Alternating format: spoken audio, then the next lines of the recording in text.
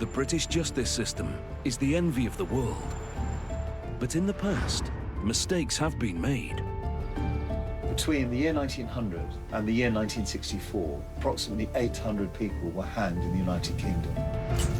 Many of those desperately protested their innocence. Some of these long-standing convictions could be a miscarriage of justice. She's been assaulted with a weapon, and there's been more than one blow. In this series, a living relative will attempt to clear their family name. Today is the 107th anniversary of the day he was hanged. Searching for new evidence. Jeremy, I'm suggesting that this letter looks to me like a smokescreen. With help from two of the UK's leading barristers, one for the defence. There is a world of difference between an unpleasant journey and murder. And one for the prosecution. He cut off her head, dismembered her, and buried her in a place where he hoped she would never be found. They're on a mission to solve a mystery, submitting their findings to a Crown Court judge. Your Honour ought to declare the conviction for murder to be unsafe. Thank you both for your submissions. I shall consider these matters for myself. Can this modern investigation rewrite history?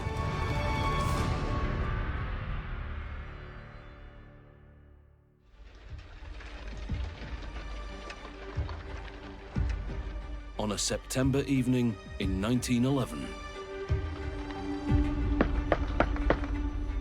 a man called at a North London family home where his cousin, 49-year-old Eliza Barrow, rented a room. He was shocked to learn the wealthy and single tenant had died only days earlier after a brief illness and had been buried in a hastily arranged and unmarked pauper's grave, leaving her 10-year-old adopted son, Ernest, without a guardian. But nothing prepared him for the astonishing realization she'd signed over all her assets to the landlord she'd known for less than a year, Mr. Frederick Seddon. Police were informed, and Eliza's body was exhumed. A post-mortem concluded she'd been poisoned. Frederick Seddon and his wife Margaret were charged and tried for the murder. They both denied any wrongdoing. Margaret was sensationally acquitted, but her husband, Frederick Seddon, was found guilty and sentenced to death. On the 18th of April 1912 at Pentonville Prison, Seddon was hanged.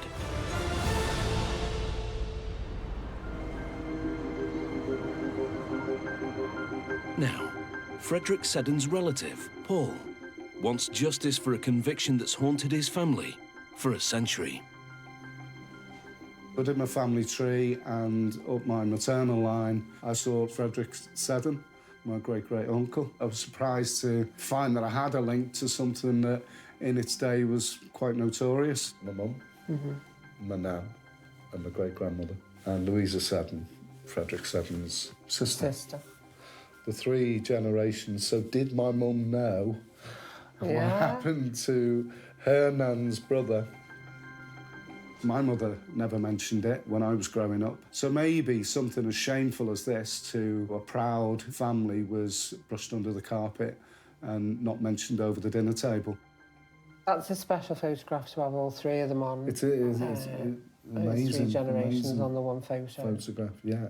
I do hope that he is found innocent, but I think also for my uncles and aunties, it would be important for them to have closure on this and to have a different view of their ancestor as well as mine. Absolutely fascinating. Very. Seddon's trial was high-profile and controversial.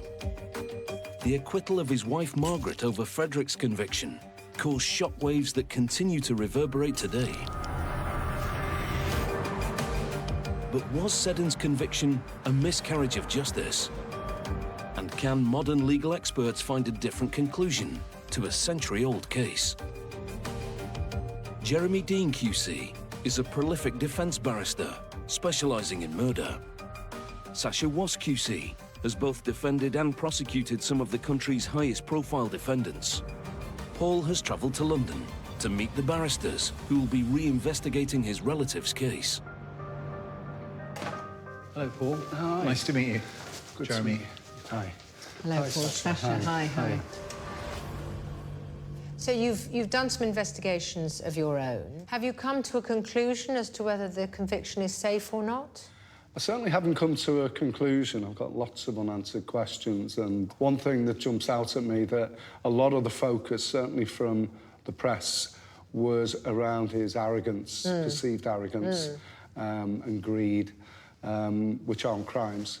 Is there anything you find particularly concerning about Frederick Seddon's case? I'm quite intrigued looking at the actual crime and the putting him on the spot as being the one who, without doubt, did it. You know, that is still up in the air for me. Well, Jeremy and I are going to go away and do some investigations of our own, and I will be keeping a completely open mind. All right, it's very nice to meet you indeed. Thank you. Thank you very much. It's been great meeting you. Sasha and Jeremy are starting their investigation by exploring the key facts surrounding the murder of Eliza Barrow. Jeremy, this case concerns the death by poisoning of Eliza Barrow. At the time of her death, she had been lodging in the house of Frederick Seddon. Shortly before her death, Eliza had made Frederick Seddon the executor to her will. All of her property had been transferred into Frederick Seddon's name. On the 4th of December, 1911, Frederick Seddon was arrested. Mrs. Seddon, Margaret Seddon, was also arrested, and they were jointly tried for murder. Margaret was acquitted, and the sentence of death was passed on Frederick. He was hanged on the 18th of April, protesting his innocence. Dr. Swan, the Seddons' family doctor, had been visiting her on a daily basis for some time before her death, and he did not see any signs whatsoever of anything untoward, poisoning or otherwise. In addition, it's significant that Margaret Seddon was acquitted of murder, having been jointly tried with Frederick Seddon. And we need to look closely at the circumstances in which she was acquitted, whether indeed she is a realistic alternative suspect for the murder of Eliza Barrow, if indeed Eliza Barrow was murdered at all. Eliza was born in 1862 into a wealthy family of landowners. She inherited a fortune that included gold, East India trading stock, and property, including a pub and a barber shop. In the summer of 1910, after seeing an advert for a lodger, Eliza moved into the Seddons' mansion. Paul's in North London, meeting with author and case expert Sandra Hempel. He wants an insight into the circumstances around Eliza's death. Here we have the house itself, the scene of the crime, looking very much as it did at the time, actually. Right. Quite a large house, but there were quite a few people living there at the time. Frederick Seddon shared the 14-bedroom home with his wife, Margaret, their 5 children, his elderly father, and a housemaid. That front room you can see on the first floor there, that was the bedroom, the Seddons' bedroom. The very top floor that you can see there was Eliza's domain.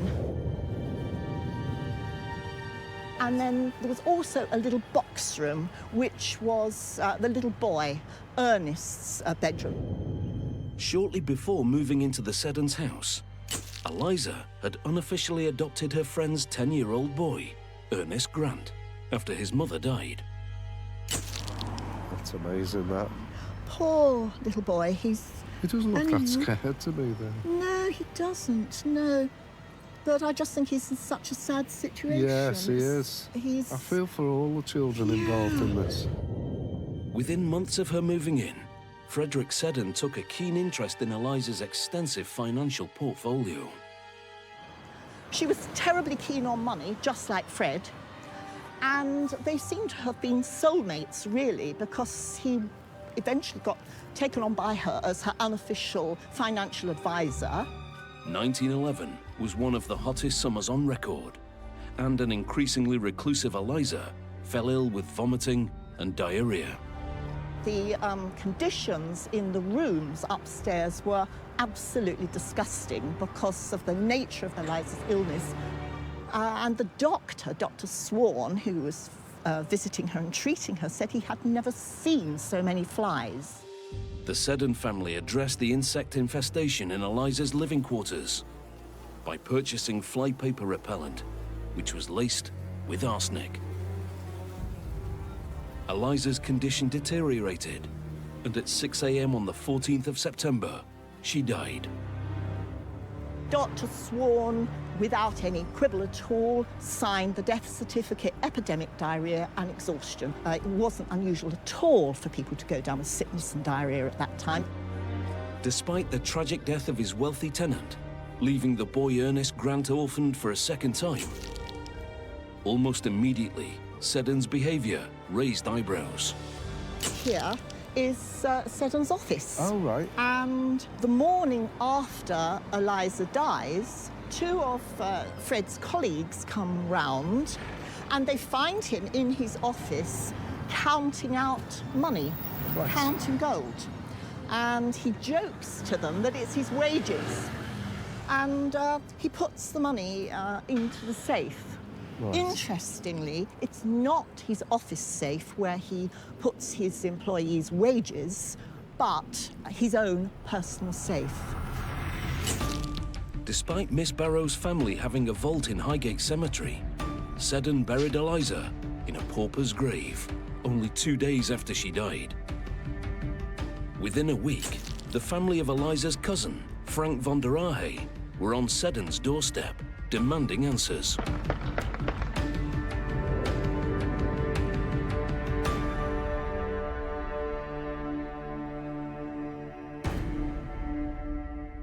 When von der Ahe's wife, Julia, asked why the family had not been notified of Eliza's death, Seddon produced a letter saying that he'd been to an address close by, inviting them to the funeral on the 16th. Sasha, this is the letter. I sincerely regret to have to inform you of the death of your cousin, Miss Eliza Mary Barrow, at 6 a.m. this morning from epidemic diarrhea. The funeral will take place on Saturday next, about 1 to 2 p.m. Of course, no address is given. I must also inform you that she made a will on the 11th of that month, leaving what she died possessed of to Ernest Grant, and appointed myself as sole executor under the will.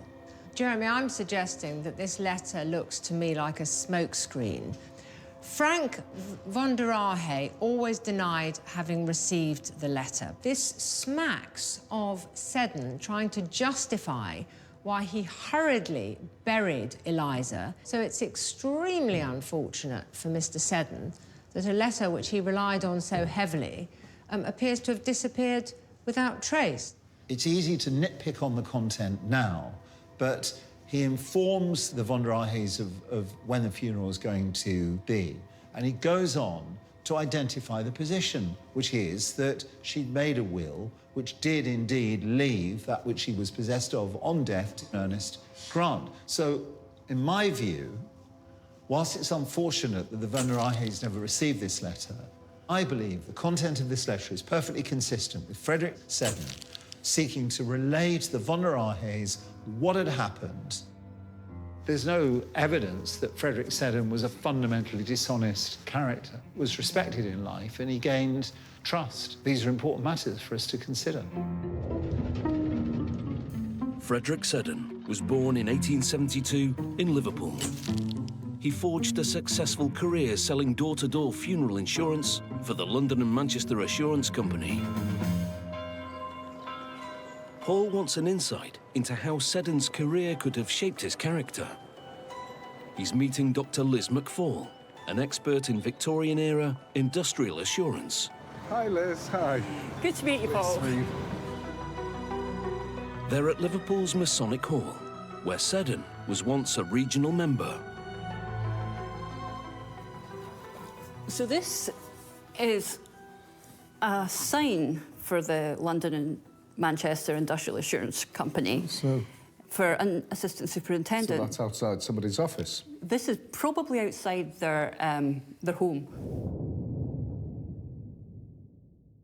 Industrial insurance was sold primarily to the working classes. Really, it was a form of not life insurance, but death insurance to save for their funerals. So you say death insurance as opposed to life insurance. I've never heard that phrase. Saving with industrial insurance was a bit like gambling and drinking. It was seen as something that the working classes really shouldn't be doing. Right. The moral hazard of insurance, that you take an insurance policy, that is an incentive to kill the person who you've insured. People took insurance policies out on other people, their relatives, distant relatives, their children even, and that those people would either be neglected, not looked after properly in the case of an elderly relative, right, or endangered in some way. Do you think that the jury and in the court process might have maybe been leaning towards that sort of thinking process when Frederick was in the dock? There is a good chance that certain members of the jury, at least some members of the jury, would have been quite hostile towards industrial insurance. Yeah, quite. On the basis that he's asked somebody without the wherewithal to entrust significant amounts of money with him, and a few weeks later, she's not here anymore. Yeah, certainly. It would fit with that ideology towards the insurance industry. Absolutely, seen him as a bit of a sharp operator. It's made it a lot more real for me. He's more real as a person. Has that contributed to the way he was in court? I don't know whether that is part of that. It seems that it might be to me. Both Frederick Seddon and his wife Margaret faced a murder charge for the poisoning of Eliza Barrow.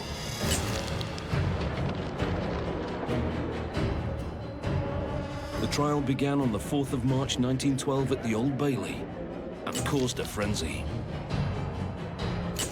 The prosecution zeroed in on the monetary arrangements between Frederick Seddon and the victim, Miss Barrow.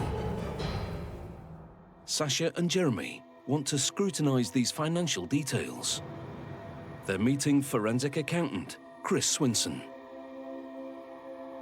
Does this represent what Eliza Barrow had before she met Frederick Seddon? Yes. In her possession? Yes. Firstly, in October 1910, the India stock is registered in Seddon's name. Right. All of it? As I understand it, yes. And in the same month, he goes to see solicitors to arrange for the transfer of both of the properties. Yes. The other transfers happen later. The gold is taken out by Miss Barrow in June 1911. What financial arrangement was made between Seddon and Eliza Barrow? I mean, what did she get out of this? She was to be paid an annuity. Right. One. Secondly, she was to receive her accommodation rent-free. Yes. Thirdly, I believe there was an understanding that Ernest Grant, for whom she had assumed responsibility, would be looked after in the event of her death. In fact, Ernest Grant saw none of her money, did he? That's what I understand. But the question is, what could she have done to provide for him? So, in relation to what you've told us so far, do you find anything surprising about what occurred? Suspicious, sinister, unusual? In terms of the financial aspects of the transaction, no, not particularly.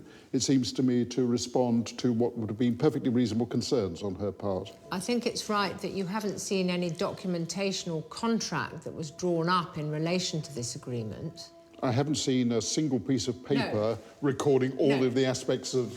Any aspects. Indeed. Frederick Seddon was district superintendent at Manchester and London Industrial Assurance Company. From the point of view of a woman such as Miss Barrow, it's perfectly feasible that she might simply feel she could trust him, isn't it? Yeah. The superintendent will be responsible for collecting the cash from his agents, making sure he'd got what was expected, and then paying it into the insurance company. So your point is entirely fair from Miss Barrow's position, he would have looked like a respectable person in a position of trust. Yeah, but that is very important, isn't it? Because if there is any question to be raised over her willingness to engage with him in the way you've described, I mean, that scenario may present an answer, mightn't it? Yes. Yeah. Yes. And dispel any basis for believing that he dishonestly lured her into a financial position that may be considered suspicious in some way. One of the interests that Eliza Barrow had was to make sure that after her death, Ernest Grant was to be looked after. However, the reality was Ernest Grant was left with absolutely nothing at all, and is a further indicator that Frederick Seddon was not acting in her best financial interests. It's unclear who took custody of Ernest, but it's believed he lived until the 1970s. At trial, Seddon chose to address the court, an astonishing 3 times. Paul wants to learn more about how his lengthy testimony was received. He's meeting Sandra Hempel again, right over the road from the Old Bailey, where the trial took place. Here we have part of the transcript of the actual trial itself. OK. Would this be the prosecution Yes, Barrister? yes. I don't want to argue with you, but you know that sometimes people do very foolish things. And Frederick said, well, I'm not a degenerate. That would make it out that I was a greedy, inhuman monster or something with a very degenerate mind to commit a vile crime such as the prosecution suggests, and then bringing a dead woman's money down and counting it in the presence of my 2 assistants and flouting it like that.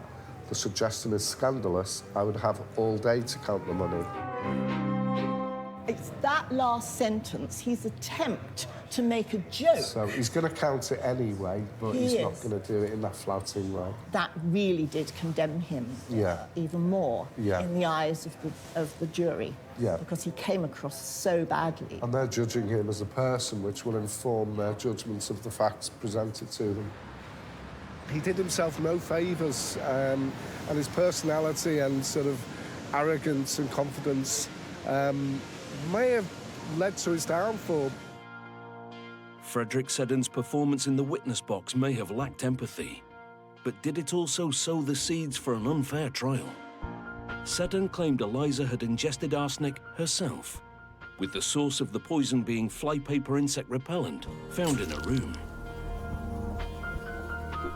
The very evidence from the trial is today held in the Metropolitan Police Crime Museum in New Scotland Yard. Sasha and Jeremy have asked forensic toxicologist Professor Athol Johnston to examine the artefacts. Seeing the flypaper was quite interesting. It wasn't quite as I imagined it to be. The way you're supposed to use this flypaper is you dampen it and you put it in a dish, and the flies are meant to be attracted to it. But of course, the arsenic would leach out of the flypaper into the water to actually get someone to ingest arsenic. You can't just put it in water because eventually it just precipitates out as a white powder, as you can see in this bottle. You can see it quite clearly at the bottom. More likely it would have been put into something like brandy, which would mask the taste, or better still, a more cloudy or darker liquid, for example, some sort of meat broth, like this Valentine's meat broth. But did the Seddons poison Eliza Barrow with arsenic? After the 12-day trial concluded, a verdict was returned. Margaret Seddon was acquitted of all charges. However, Frederick was convicted of Eliza Barrow's murder and sentenced to death. But could an ambitious man who'd nurtured a successful career from working-class roots really have murdered Miss Barrow? Support for Seddon was significant, with a petition for reprieve generating 300,000 signatures. To examine reaction at the time, Paul and his partner Laura have come to Liverpool Library. The petition for the reprieve of Seddon, promoted by his Liverpool relatives and friends, is being extensively signed. The Crown should extend its clemency, and that he had proved himself to be a man of high moral character. Does that make you feel like he's innocent? I don't know. Certainly there's a lot of circumstantial stuff. So Frederick's wife, Margaret, actually wrote to the paper, "I should like the public to know what he said. Maggie," he said, "you know I'm absolutely innocent of this dreadful charge. God is my judge. He knows. There is one thing. You must go down on your hands and knees and thank God that you are spared to look after the children. Bear up, because it will grieve me to know that you're worrying." So they've given up now, haven't they? But it's futile and it's going to happen. I'd love to know more details on the dropping of her charges, because that was fairly soon after the charges were put on both of them. With a huge groundswell of public outcry, hope grew for a last-minute reprieve for Seddon. At appeal, the issue of the poison and its source was explored again. Professor Johnston is reporting his toxicology observations to Sasha and Jeremy. I want to begin by examining briefly some of the evidence in relation to flypapers. Well, I was expecting the flypaper to be one of these sticky rolls where the flies get caught on it, but it's not. This is what it looks like, and it's not, actually, that's not far off life size. What it's alleged Mr. Seddon did was dissolve the material out of the flypaper and added it to something that could be drunk. And in this case, we've got a bottle of Valentine's meat juice. Can I ask you about the question of measurements? Because the ultimate diagnosis in Eliza Barrow's case is that she had ingested 2.01 grains of arsenic. How accurate were measurements back in 1912? So there's got to be a margin of error on that. Out of one of these, you can get between 2 and 5 grains of arsenic if you could extract it completely. So actually, there's quite enough there to be a fatal dose.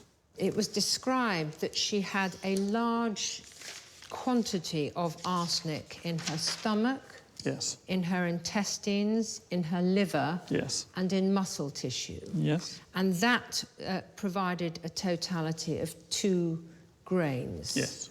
What you're saying is, in fact, there may have been more than that because not every aspect of her body was analysed. Well, it's likely there would have been more. It's not clear that the arsenic that killed Eliza Barrow came from flypapers. There's no connection between Frederick Seddon and flypapers. The position in this case is very different to a shooting where there's evidence that the defendant fired a gun, or a stabbing where the accused is linked to a knife. So this case requires very close analysis before it can be concluded that Frederick Seddon's conviction is truly safe. Despite there being no direct link between the poison and Frederick Seddon, his appeal was rejected. On the 18th of April 1912, he was executed at Pentonville Prison in London. Paul and Laura have come to the boundary of the prison. They want to pay their respects on the anniversary of Seddon's death.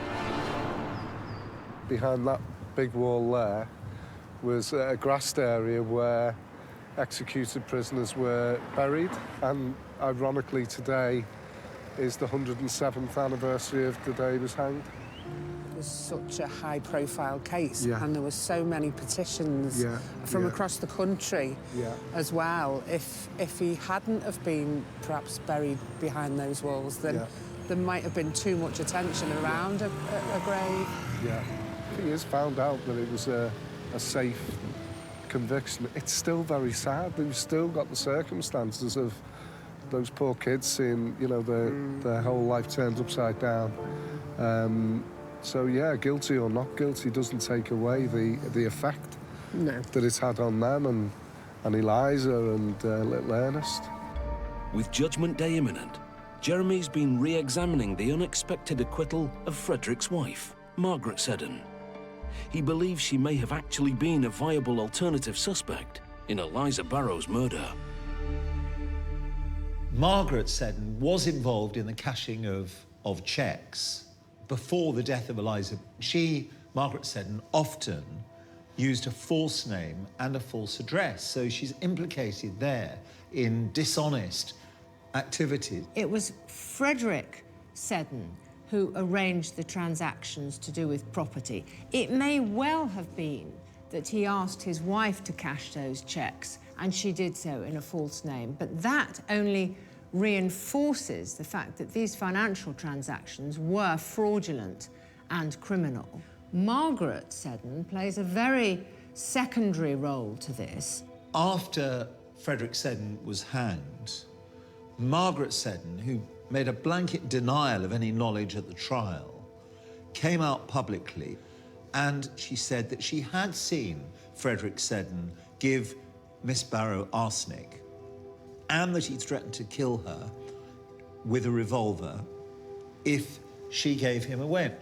And then on the 12th of December 1912, having quickly remarried, almost as soon as Frederick Seddon had been executed on the gallows, Margaret Seddon emigrates to the United States with their children. Was Margaret Seddon running from guilt over the murder of Eliza Barrow? Or did she just want a fresh start for her children? The family embarked from this very pier in Liverpool to the USA for a new life. Paul and Laura have come to pay their respects to the dissolution of the Seddon family.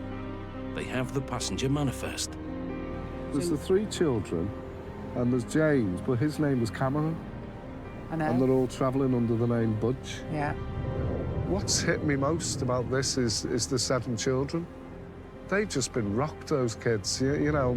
I just feel for them. You know, it's a horrendous situation for them.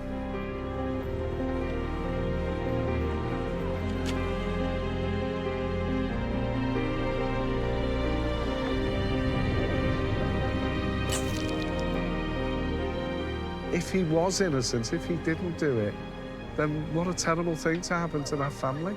That they've been torn apart and all changed unjustly.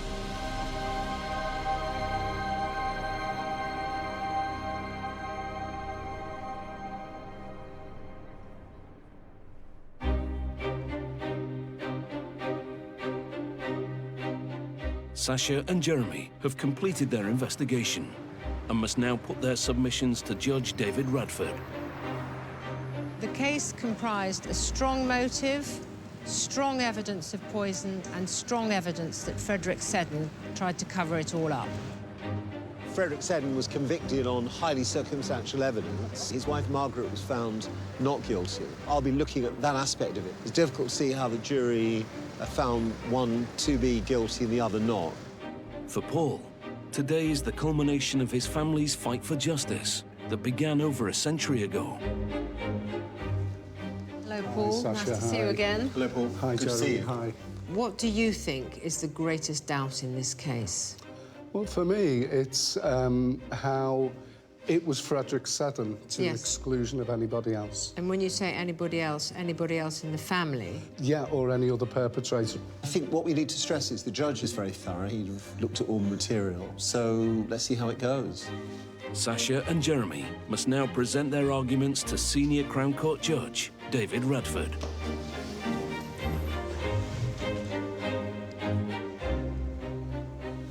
Please sit down.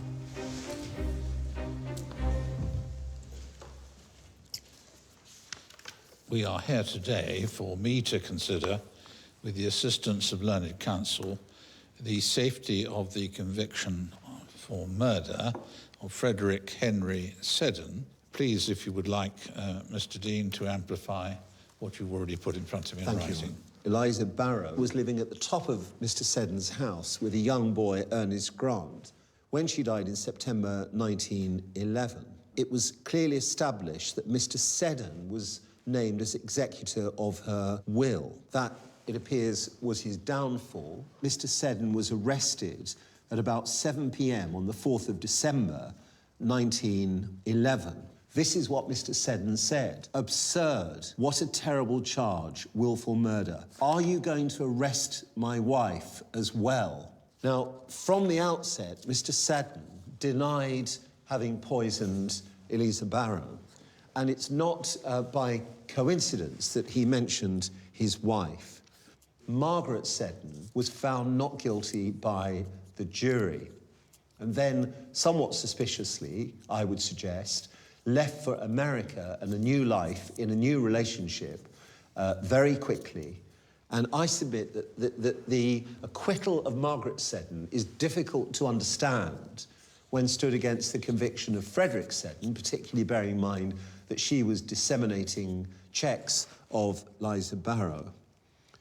The central point that I invite your honour to take account of relates to evidence given in the course of our inquiry from a modern-day forensic accountant, Chris Swinson. He said that an annuity is an undertaking by the payer granted to pay a certain amount regularly, usually for the lifetime of the person to whom the annuity is granted. This appears to have been a personal arrangement between Mr. Seddon and Eliza Barrow, and that it wasn't surprising because Mr. Seddon was, of course, a superintendent at the London and Manchester Industrial Assurance Company.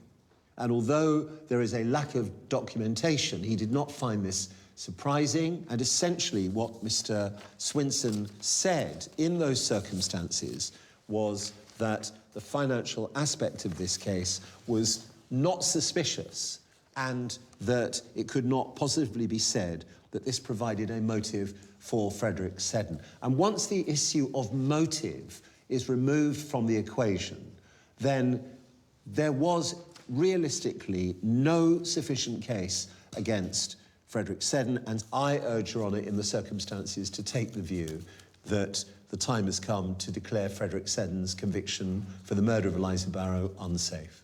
Thank you, Mr. Dean. I'm grateful to you.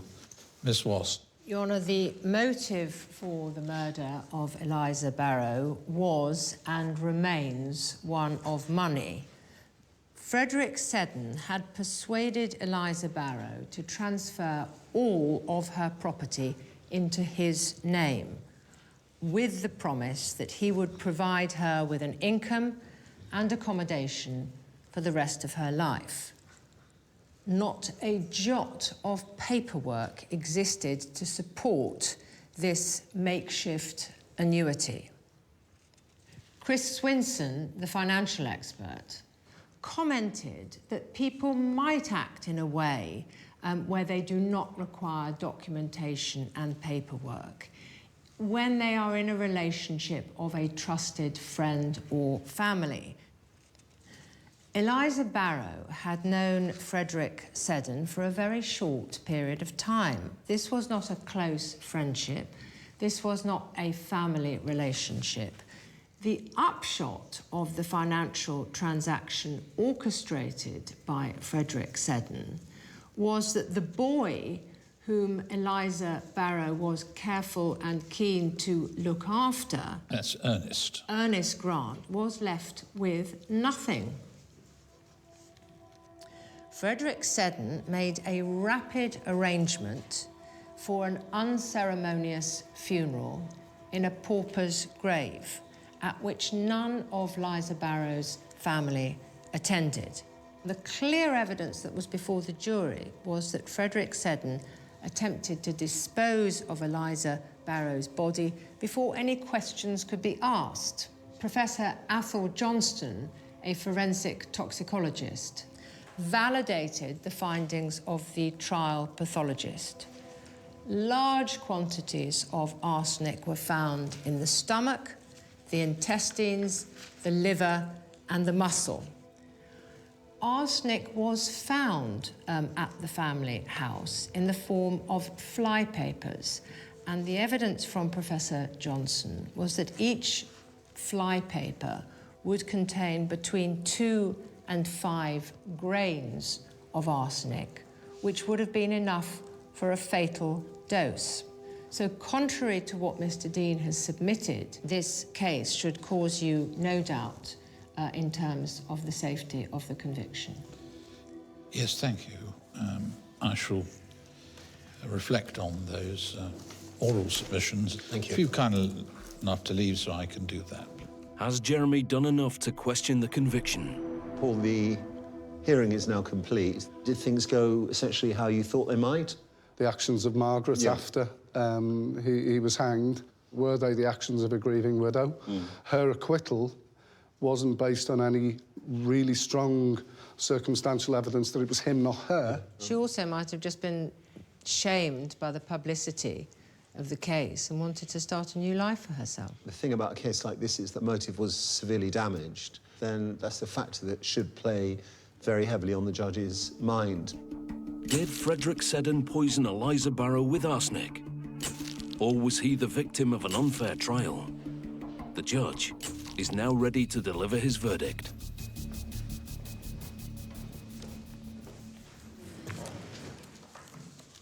It is said by Mr. Dean, on behalf of whether Frederick Henry Seddon was safely convicted, that I should take account of the acquittal by the jury of his then wife, Margaret Ann Seddon, as casting some doubt on the safety of her husband's guilty verdict. In my view, there is nothing in law which provides any basis for alleging an inconsistent verdict. The jury heard evidence from Dr. William Wilcox, a senior scientific expert to the Home Office. His conclusions are clear, that this was a case of a considerable ingestion of arsenic, and that conclusion really is in no way undermined by Professor Johnston, the modern-day toxicologist. One of the matters which particularly has attracted attention is one of motive. Mr. Dean has stressed in his submissions the evidence of the financial arrangements. The point has been made that the arrangements, although informal, were not, because of that fact, to be described as inherently fraudulent or dishonest.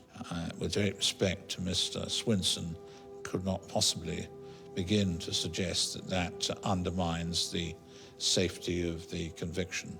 In my view, there is no reason to believe there was anything unfair in the trial, and there was nothing, in my judgment now, to believe that the verdict was unsafe.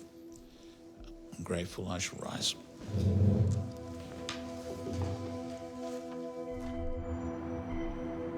Do you feel now that you'll just close the chapter? The doubt it hasn't been ruled out for me. Yeah. Whichever way this judgment went today, it doesn't take away any of the tragedy of this whole thing. Anyway, it's been very nice to meet you. Thank you. And we wish you the very best of luck. It's been an absolute pleasure meeting you. Cheers, thank you very much.